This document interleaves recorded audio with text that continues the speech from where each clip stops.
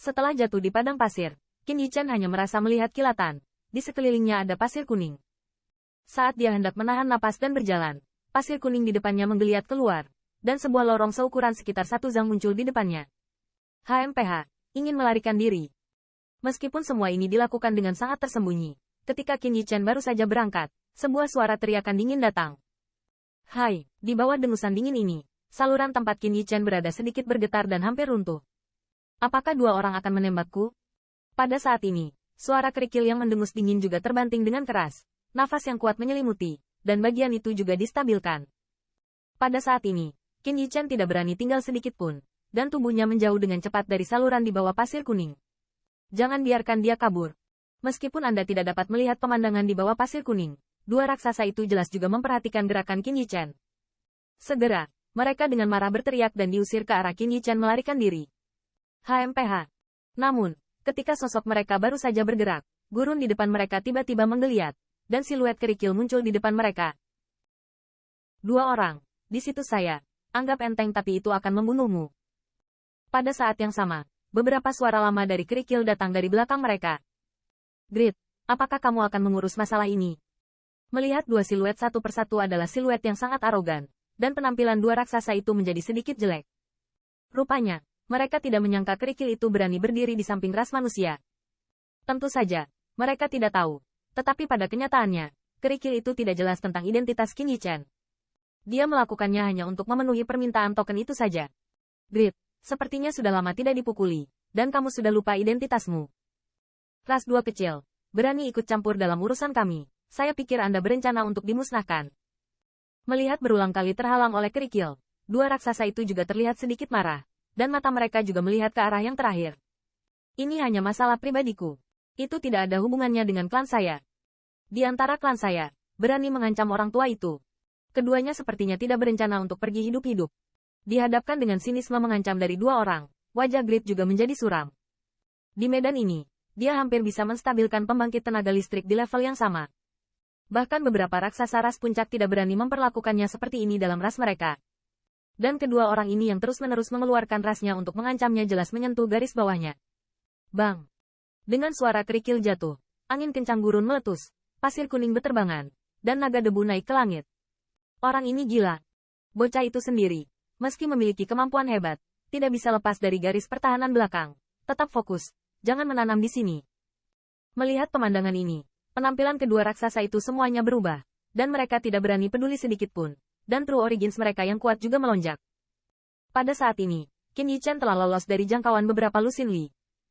Merasakan gelombang mengerikan yang datang dari belakangnya, dia bahkan tidak menoleh, dan mencoba yang terbaik untuk menembak ke arah Human Rache. Meskipun kerikil membantunya menghentikan kedua raksasa itu, dia tidak tahu apakah kerikil akan membantunya dengan sepenuh hati. Begitu kedua raksasa itu dibebaskan, sulit baginya untuk melarikan diri. Dengan kecepatan seperti itu, dia tidak tahu berapa lama, Qin Yichen menemukan bahwa energi aneh itu secara bertahap menghilang, dan jalan di depannya juga berakhir. Sua. Pada saat ini, tubuh Qin Yichen juga keluar dari pasir kuning. Berbatasan. Begitu dia melompat keluar, mata Qin Yichen tidak bisa menahan sedikit menyipit, tetapi ketika dia melihat pemandangan di depannya, dia tidak bisa menahan kegembiraan. Pada titik ini, di depannya, meskipun tidak ada kota perbatasan seperti Bloodstained City, di hadapannya, gurun tanpa batas mulai menghilang. Jarak yang lebih jauh, itu harus berada dalam lingkup kelompok penegakan hukum ras manusia. Tanda seru. Tanda seru. Terima kasih banyak. Qin Yichen berbalik dan memberikan sedikit hadiah ke langit yang jauh, dan meletakkan token di tangannya di pasir kuning.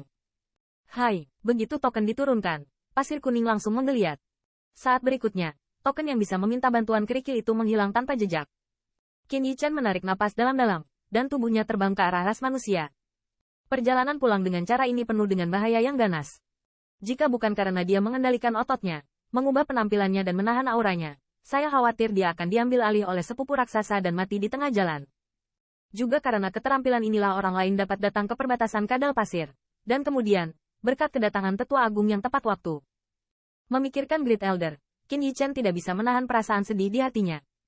Orang tua yang pernah dia curigai, untuk membiarkannya pergi, bahkan dengan kekuatannya sendiri, menghentikan banyak raksasa.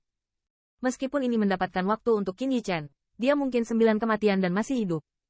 Selain itu, tidak ada berita tentang Great Elder sampai sekarang, Saya khawatir yang terakhir telah terbunuh. Orang-orang itu, pasti ada serangan balik. Bencanaku belum berakhir. Melangkah keluar dari perbatasan kadal pasir, kulit Qin Yichen secara bertahap menjadi lebih bermartabat. Pada titik ini, di depannya, bukit-bukit kecil telah muncul. Dan jauh, Qin Yichen sangat menyadari bahwa dari tempat-tempat itu, jalan nafas yang kuat datang samar-samar. Jelas, sudah ada pembangkit tenaga listrik yang diblokir di sini sebelumnya. Kudengar Human Rache juga mengirim raksasa untuk menyelamatkan anak itu. Orang dewasa itu terlalu berhati-hati. Bagaimana bisa raksasa-raksasa, dengan botol derek, menembus garis pertahanan mereka? Perintah orang dewasa bukanlah sesuatu yang bisa kita pertanyakan, tapi sayangnya aku sudah lama tidak memenuhi ransum. Pada saat ini, di sebuah bukit kecil, 3 atau 5 pembangkit tenaga suci berbaring di atas batu dengan santai. Jalur suara yang membosankan juga terdengar dari mulut mereka. Yah, sepertinya ada gerakan. Dalam percakapan seperti itu, tampaknya pembangkit tenaga listrik tingkat menengah yang suci tiba-tiba muncul dan memalingkan muka. Mendengar ini, pembangkit tenaga suci lainnya memperhatikan sejenak, dan segera berdiri. Dan begitu mereka berdiri, cahaya kemasan yang terang memenuhi mata mereka. Kekuatan yang dahsyat, bahkan ketika mereka tidak menanggapi, mengalir dengan ganas ke dalamnya. Di atas tubuh,